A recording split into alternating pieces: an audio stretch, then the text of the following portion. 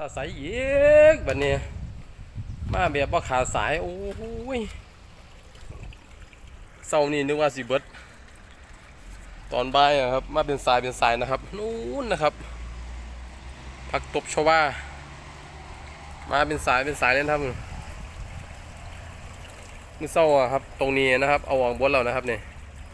รอบบ่ายเนี่ยครับมาใหม่อีกเป็นสายมาเลยจากมาทางไหนนะครับเนี่ยนู้นครับ